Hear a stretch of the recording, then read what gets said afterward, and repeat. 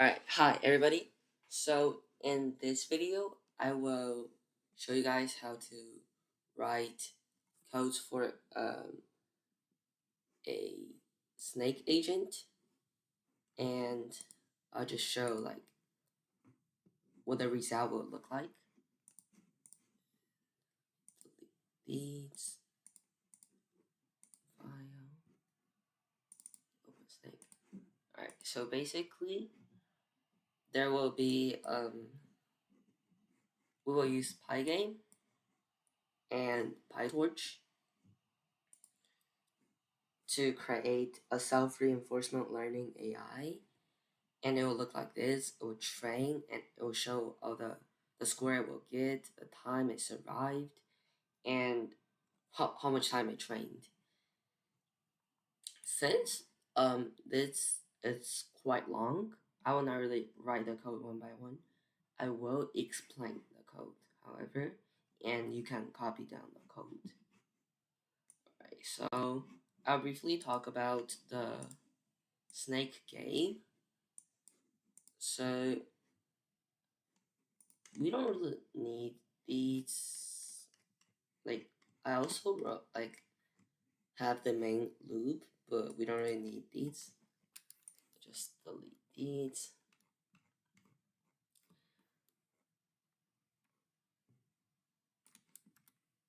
Alright, so while talking about the code, I will also just run what it is. Oh wait, I also need these. Delete the main. Alright, sorry. So first of all, we need to create a snake file, and in the snake file there will be basically the game loop and basically like the game.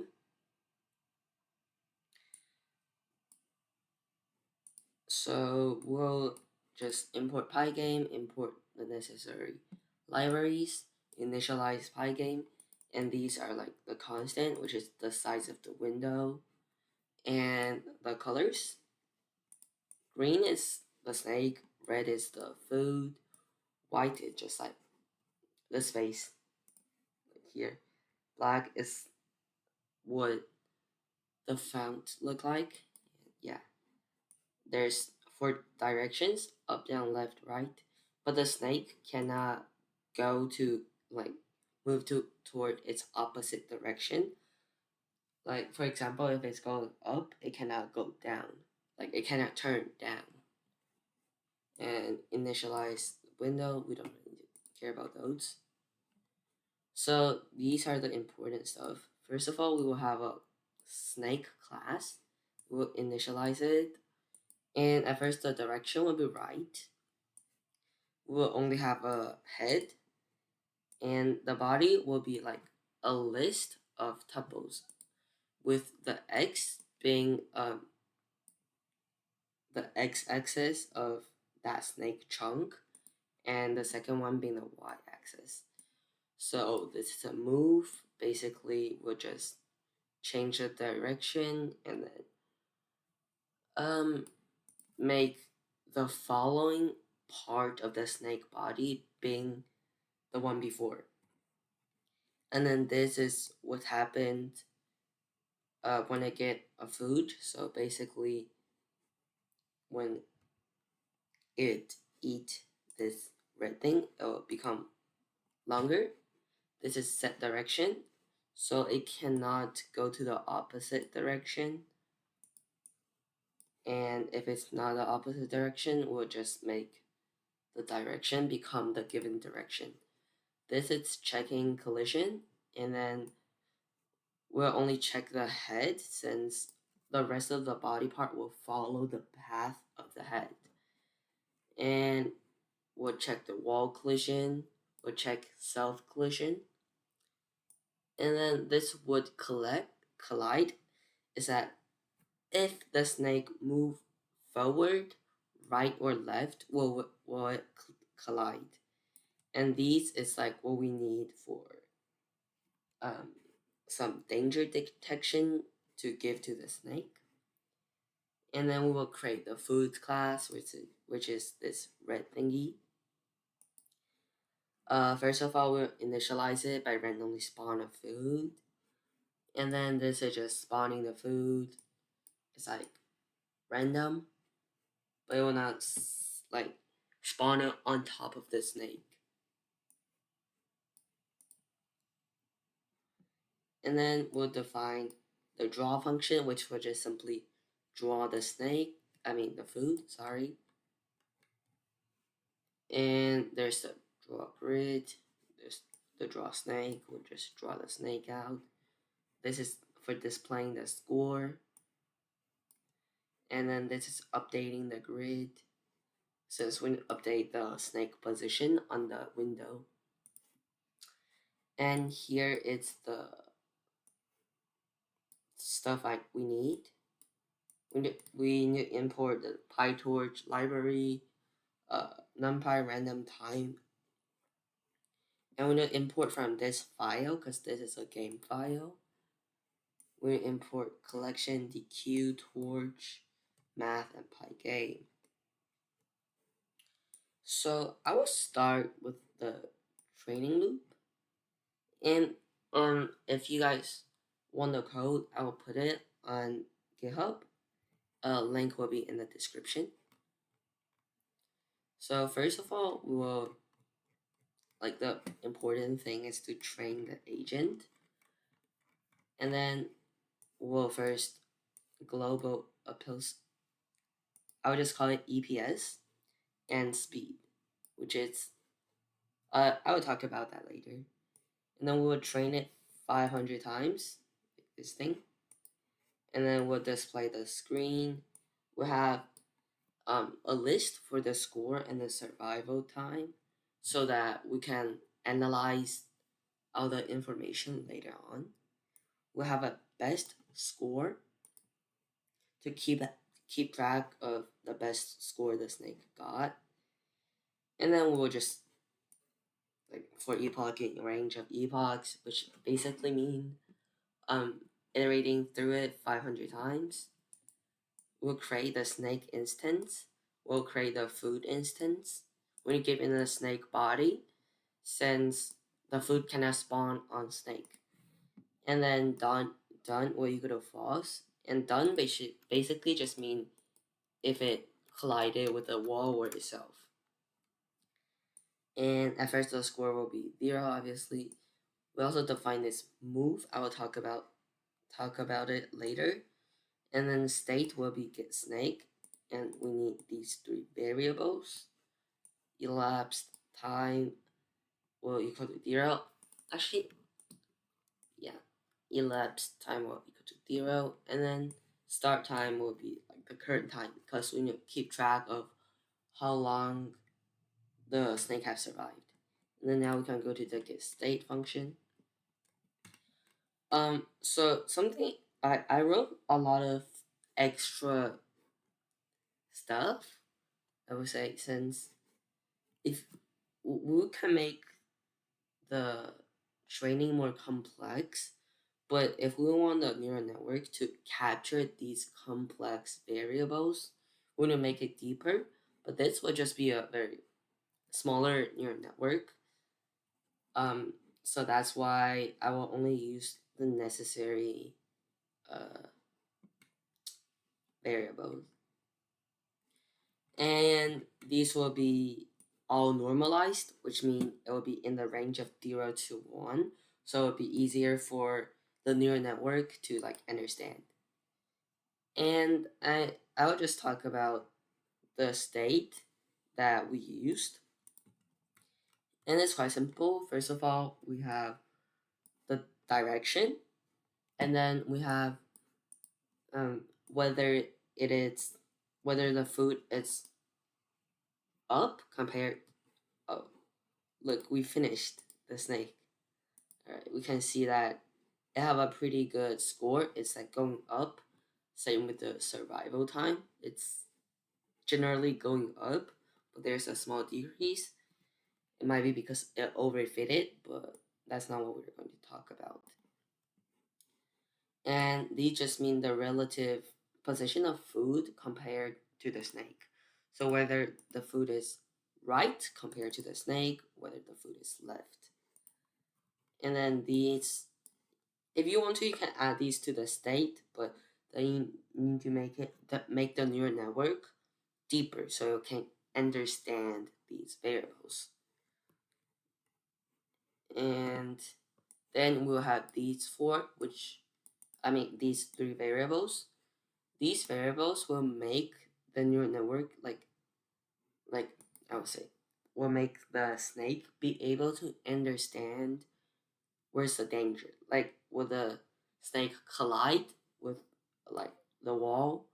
If it um will collide with a wall or himself if it goes straight, or if it turns right or left one time. And after we got the snake, now we will go to our while loop. When it's not done, then we'll just keep iterating.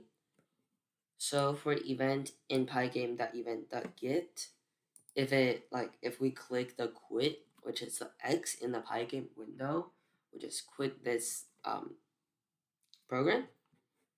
And action equal to choose action dot, and we'll give it in the state and the EPS. So we can go to the get choose action part. So first we will randomly create a random decimal between 0 and 1. If it's smaller than EPS, we'll just randomly pick a direction. The purpose of this is so that the snake can learn from itself. So it will use these random actions to learn whether or not a decision will be good or bad. Since, like, at first, the snake's action will be completely random, and then will get less and less random. We'll talk about that later. Since the snake needs to be able to learn with the environment, and it needs some randomization in its process.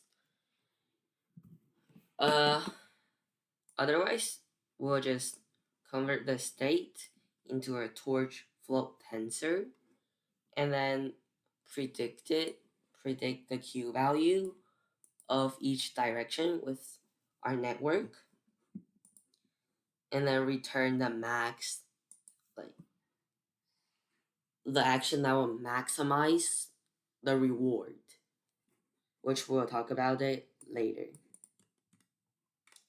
And this is the basic structure of our neural network.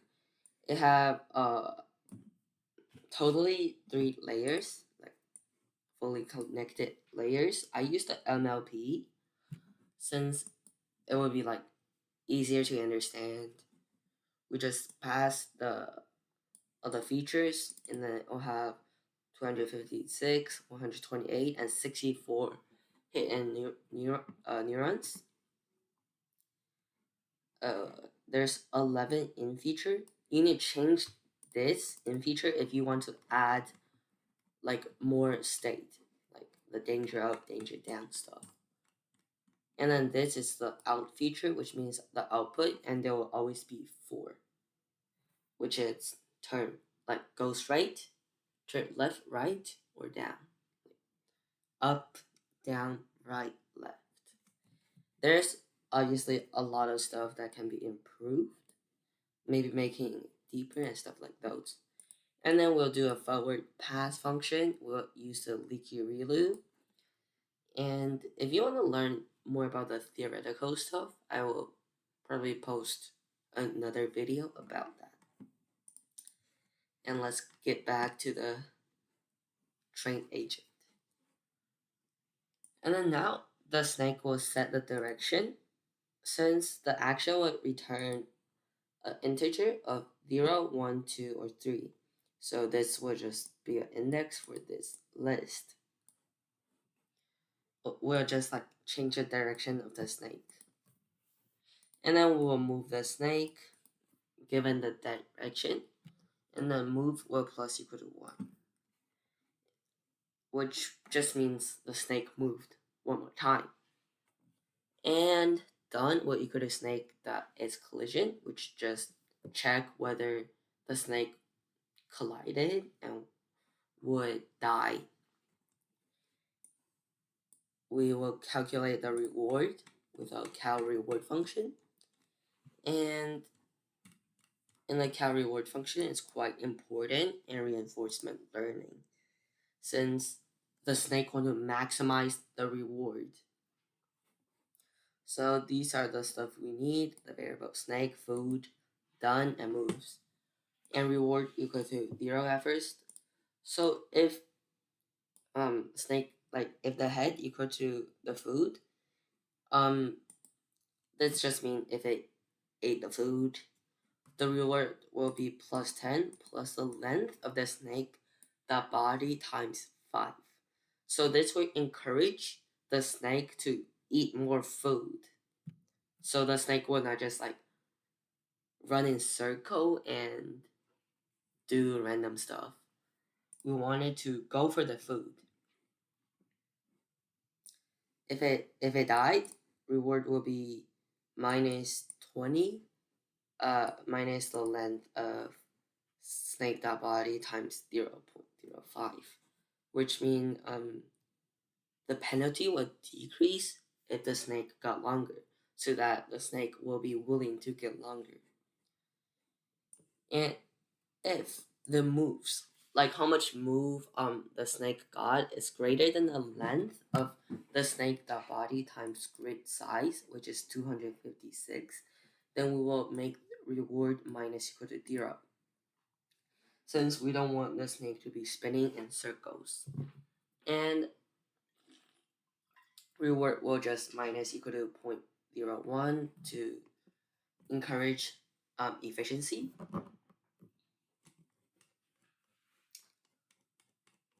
Right now, let's get back to the training. After we got the reward, we'll just do this simple calculation on whether it ate the food. If it ate the food, score will plus equal to 1. Snake will grow and will regenerate the food in another random position. And then we'll remove the move, since the snake already ate the food, so it's pretty good. And then we'll get the next state, which means after the snake moved, what will the next state be? And here is the important part. First of all, we will give the state, action, reward, next state, and done into this replay memory. This replay memory, it's defined here. You have 100,000, which means it can store a lot of memory, and it's from the collection DQ library. It just means double-ended queue. I will not really talk about it that much, since if you want to learn deeper, I will be having another video.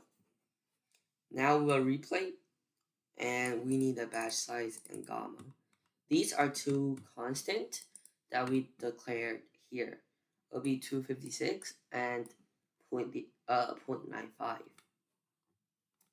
I will not really talk about it that much, since it's more about the theoretical stuff, and it's pretty hard to explain in like concisely and precisely, so I will do it in the next video. But it just basically means if the replay memory is less than batch size, we will just like don't do anything, since we need a lot of memory to train our neural net. So then we'll just randomly take a sample from the replay memory, and the size of it will be batch size. We'll change we'll take out the 5 stuff in the mini batch. It'll be state batch, action batch, reward batch, next state batch, and done batch. The reason why I want to randomly sample it is because we don't really want to we understand the connection and all those stuff, which I will talk about in the next video. And then we'll calculate the Q value with our network. So the Q value is basically the maximized reward that we can get given an action. So this is the Q value this the neural network think we can get given an action, and then we will try to predict the next action with the network.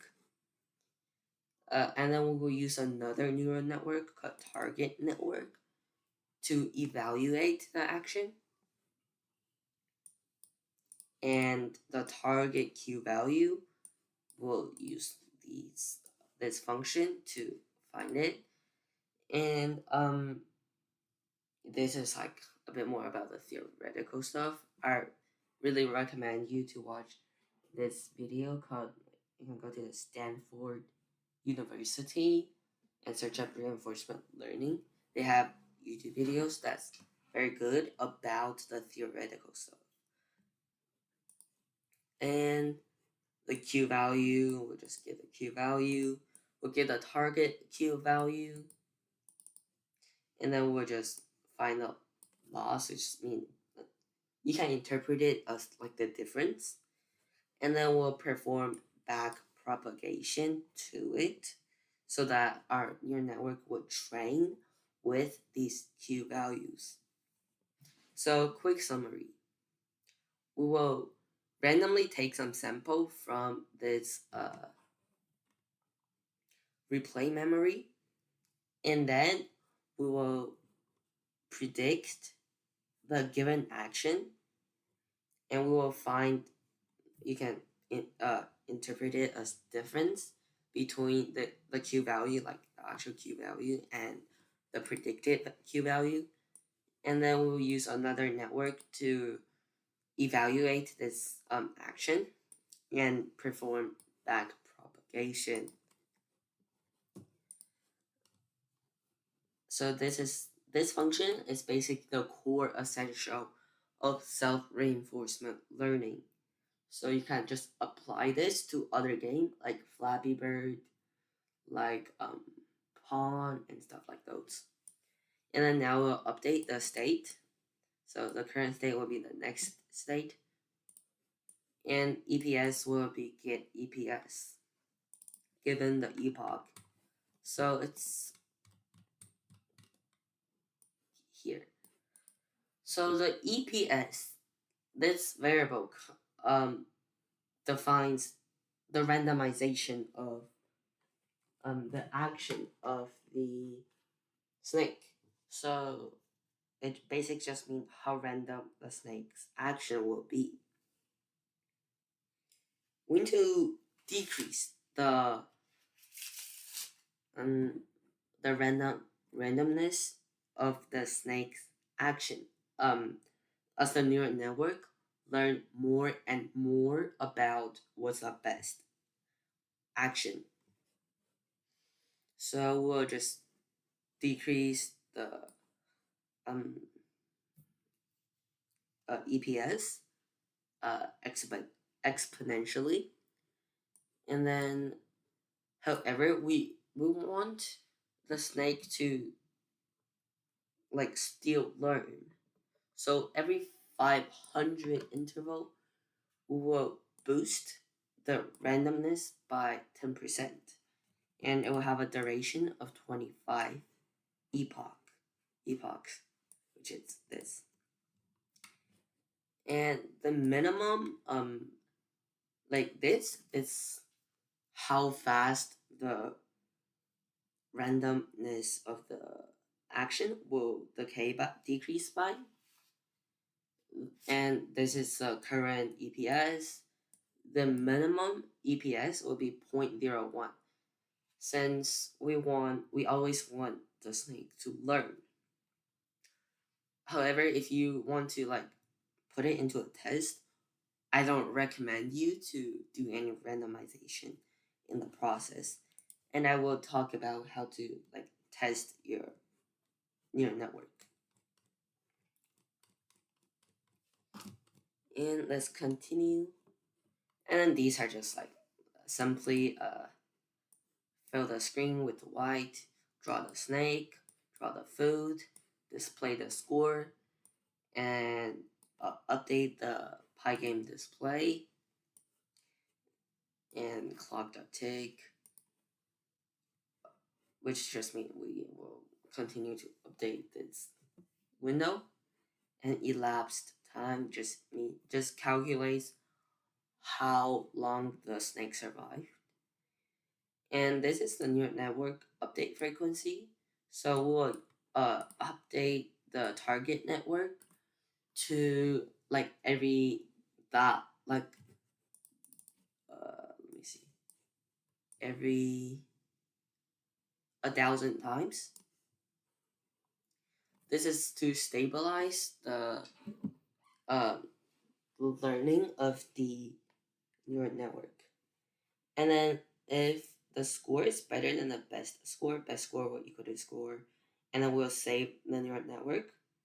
Basically, what we want to do is we want to be able to save our neural network so we can test it, and then we'll add the score, the survival time, so that we can like future analyze it.